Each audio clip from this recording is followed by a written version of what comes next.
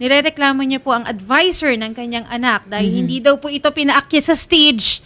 Si Tintin na lalaki dahil lang daw po sa pagkakaroon ng mahabang buhok.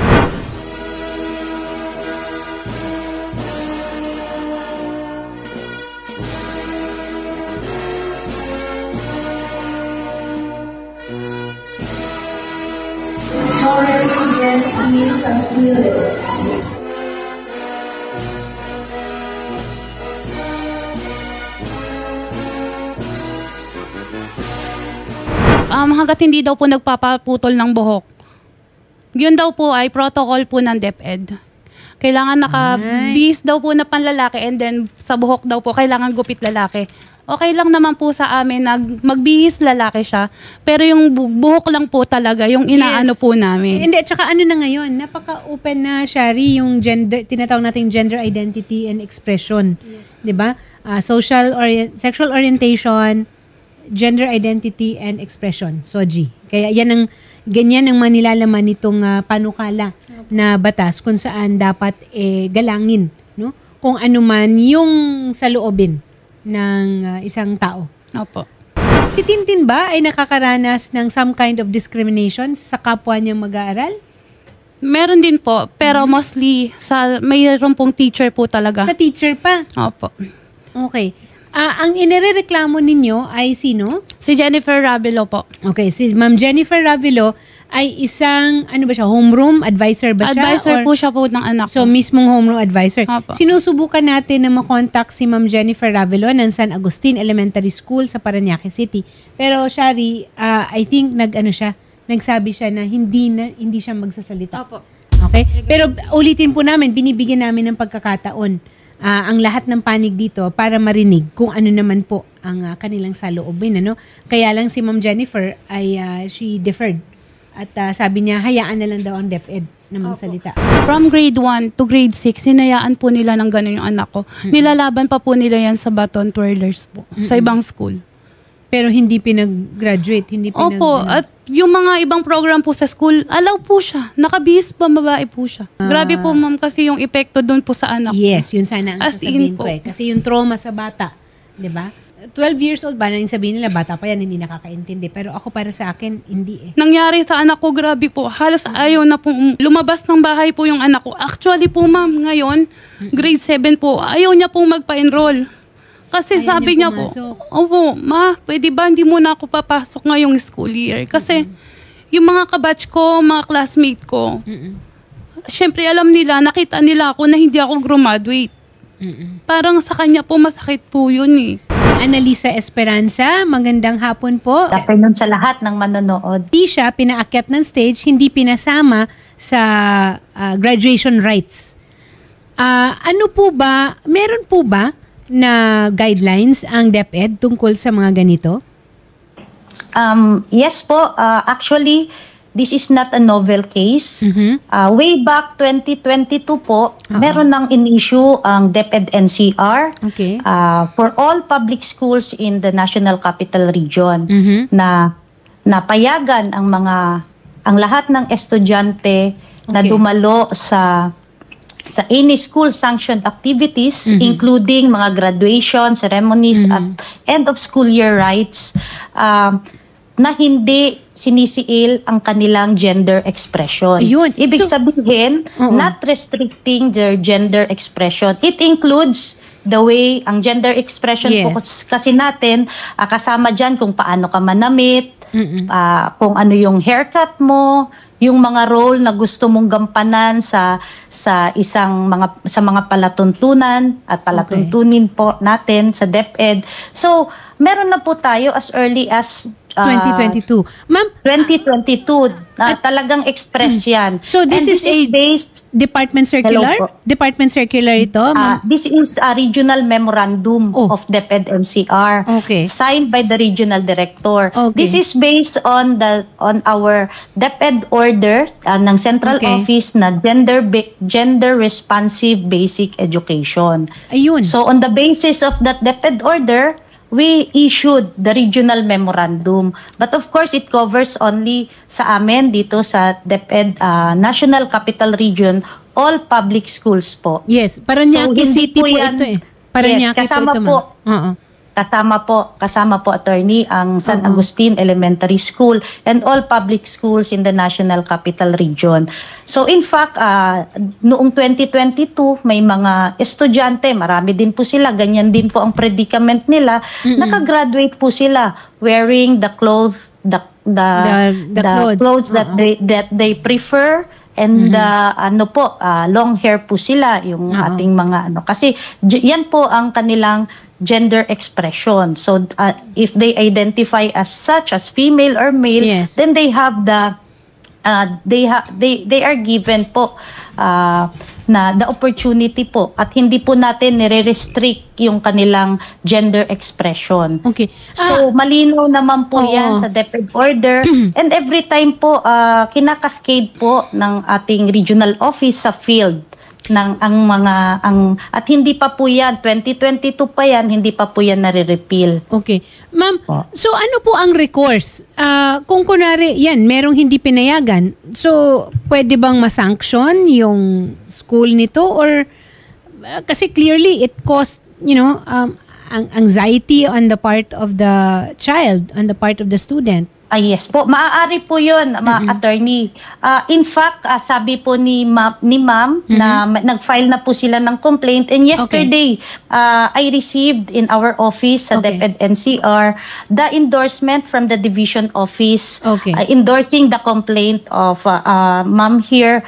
And now the regional director already issued an order for the preliminary investigation. Okay. So after preliminary investigation po, kung may prima facie, then a formal charge shall be issued against the personnel of DepEd po. Okay. So, klarong-klaro po dito na bawal ipagbawal. Kumbaga, Yes. hindi pwedeng Yes po. pigilan ang isang bata o ang isang estudyante na bigyang laya ang kanyang gender expression, ang kanyang gender identity. Tama? So, yes, exactly po. Okay. Pero meron lang po kaming kolatilya doon sa aming regional memorandum provided that this is expressly allowed by the parent. Kasi Yes. po baka naman yung magulang ang ayaw, Yes. then mag-cause pa ng So as long as allowed ng magulang at may authority, may sanction ng magulang po, then it must be inaalaw po respected. natin yan. Okay. Yes po, it must be respected. So, klarong-klaro. Respected. Opo. Yes. So, klarong-klaro, ipaliwanag din natin sa ating mga netizens, na ang mga karapatan na ito ay, these are universal rights. No? Universal rights ito. And while wala pa tayong SOGI law na tinatawag, meron na tayong maraming policy declarations and principles. Ito ay galing sa DepEd mismo, isang based on what we call a DepEd order na ginawa ng regional memorandum. So, ibig sabihin, pinagtibay lalo na ng regional office para sundin talaga ng kinasasakupan ng mga eskwelahan. Tama ba ako, Attorney Annalisa? Yes po, Yes. tama po. Okay, so, na hindi pwede na ipagbawal ang estudyante na i-express ang kanyang gender identity, affiliation, or choice. Okay? At ito naman, klarong-klaro na si Nanay Edita ay sumasang-ayon, sinusuportahan niya yung anak niya. Comment ko lang kasi maraming sa mga sa mga netizens na parang binabash si nanay kasi bakit daw kinukonsinti, gano'n. No, it is not about na kinukonsinti. It is about respecting a choice. It's quite controversial. Pero again, universal human rights muna ang tinitingnan natin dito. Attorney Annalisa, marami Yes po. na bang marami na kayong mga ganitong reklamo na umaabot sa inyo? Actually, this is the first time that there is a formal complaint filed. First time po siya, pero before may mga nagtatanong na, tinatanong rin naman po ng ating mga schools, ng ating mga division office for them to be guided. Okay. Kasi yun nga, may mga ganyang request. So, ayun, that's the reason why we came up with this Regional Memorandum number 358 series of 2022. On June 23, 2022, ito po yung bago mag-end of school year noong school year 2021-2022 pa. Okay. So, as early as 2022, may established na po tayo, guidelines on this matter, on this issue. Oo. So, saan po nila nakuha po yung sinasabi po nilang DepEd protocol po kasi? Oo, ang sinasabi Yung po ang is DepEd pinagsasabi po protocol. nila. Parang kulang siguro sa kaalaman po Opo, or ma'am. At hindi. saka alam niyo po yung teacher na yan po kasi, ma'am, di ko po alam kung bakit niyo po napag-iinitan yung anak ko. Siguro, kung meron kayong dapat na iparating sa DepEd na mapaimbestigahan, it's on this, 2 items. This, and then kung talagang personal na na-witness ng estudyante yung hindi ka nais-nais na asal o gawain during school hours and in school premises, ibang rin yon, ibang issue rin yon. Ulitin po namin wala pong pinapanigan ang show natin, pero pinapalabas lang natin, pinapakita natin kung ano ang nasa mga documented policies ng ating mga agencies of government para lang to share the information at kaalaman sa mga kinauukulan. Apo. Attorney Annalisa, so ang next step po nito, because there has been a formal complaint, there will be an investigation. Yes Kayo na po. po. It will be an internal investigation, or will you need the active participation of the complainant? Yes, they will be called po by the investigating officer in the division office. Okay. So, mag-ano lang po sila, mag-prepare rin lang po sila kasi ipapatawag po sila for the preliminary investigation. Itong isang issue relative to restriction of the gender expression of her child po. Dinuro-duro niya po yung anak ko tapos sinabihan niya po ng ingitera ka ba? Ma'am Verge, na-update kayo, di ba, tungkol sa issue na ito? Yes po, ma'am. Oo. Ano po ba ang pwede nating maitulong sa mag-ina? So, kasi po, na-assess po namin si bata na possible po na subject siya ng bullying tsaka shaming din po dahil sa discrimination nga sa gender niya. So, ang naging recommendation po sa amin is i-refer po sila sa OPD-PGH for psychological assessment. Na rin at saka intervention. Okay. Then, dahil na-i-refer na rin po siya kahapon sa school division office po ng Parañaque. Yun naman po ang aming recommendation. Ang panawagan ko lang ay maging bukas ang isipan natin at ang puso natin sa mga iba't ibang mga kaganapan sa mundo at sa buhay. Mahirap maging judgmental dahil hindi po tayo ang nandun sa kinalalagyan ng buhay, ng may buhay. Yes, I agree. We need to respect each other. Dahil doon nagsisimula ang siguro sabihin na natin yung maayos na pagdala natin ng buhay natin. Respeto. Ganun. Yun lang. Whatever their gender orientation might be. I agree. I so very well agree with that. Okay, wag lang na lumabag tayo sa kabutihang asal. Ibang usapan rin yun na you will be using your identity, your gender identity, your expression para naman makalamang ka or manira ka sa ibang tao. We follow through with the DepEd, NCR, through the legal officer, si Attorney Annalisa Esperanza. Siya yung naka-assign dito. Thank you very much, Attorney Annalisa. Napakabata pa ni Attorney Annalisa, pero very well-versed siya. And sa City Social Welfare Development Office ng Parañaque. Para sa assessment and counseling at kung ano pa ang pwede nilang i-extend na tulong sa mag-ina. Opo. Tama? May gusto ba kayong sabihin sa anak ninyo kay Tintin at siguro sa... Sana lang po talaga, ma'am, hindi po maapektuhan yung mga activity niya kasi po napaka-talented ng bata eh. Sayang kung mawawalan po siya ng gana. Kasi po sabi niya, mama, ganun din naman po, mama, mag-aaral ako tapos hindi rin ako gagraduate. Okay. Naiintindihan natin. Baka sakit po. Okay. Tintin, ipagpatuloy mo ang pag-aaral kasi para sa sarili mo yan eh. Nakikinig siya sa likod ng estudyante. Ay, nandiyan ba? O sige, Tintin, hindi ito tungkol sa kung paano ka tatanggapin ng mga kapwa estudyante mo, pero ipakita mo sa kanila kung ano ang laban mo. At yan, patas ang lahat dyan. Because your talent, your intellectual ability will speak for itself. Huwag mong pangunahan ang mga pangyayari para sa akin. Kahit ano pa man ang pinagdaraanan, no? Huwag mong pangunahan. Dahil marami pang pwedeng mangyari. Yan. Marami kang pwedeng gawin sa buhay mo. I know of so many who started out probably parang si Tintin, no? Na yung magulo, yung unsure. Pero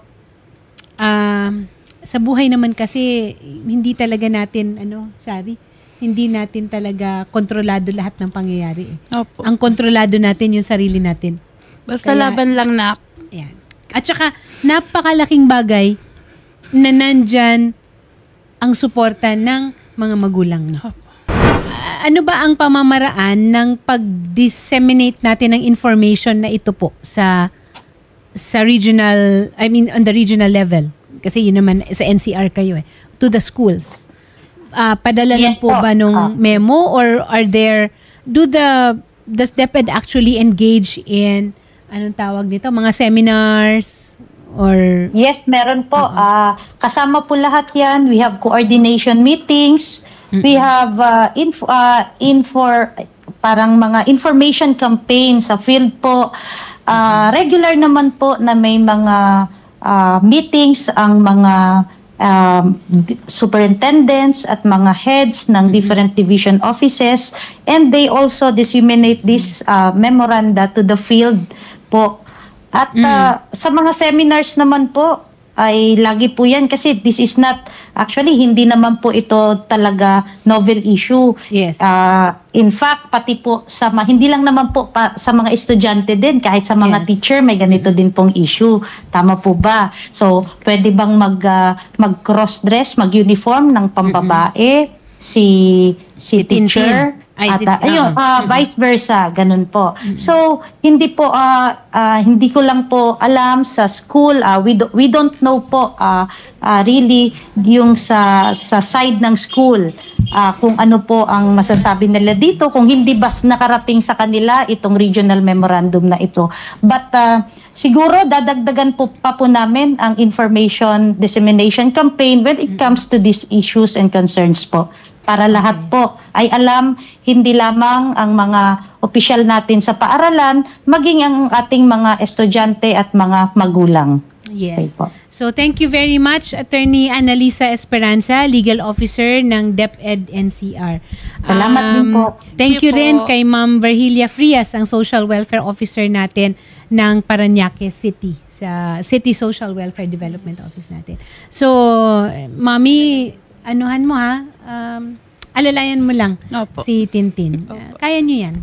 May iba ka pang anak? May mga kapatid ba si Tintin? 2 lang po sila, ma'am. 2 sila. Panganay ba si Tintin? Bunso po. Bunso. So maganda naman ang relationship niya. Okay naman po. Okay. Ang tatay niya, ang papa niya, okay naman. Opo. Okay naman. So, sige po. Ma'am, samahan na lang din po namin kayo sa office po ni Attorney Annalisa Esperanza. Sige po, ma'am. Salamat po. Magandang hapon po.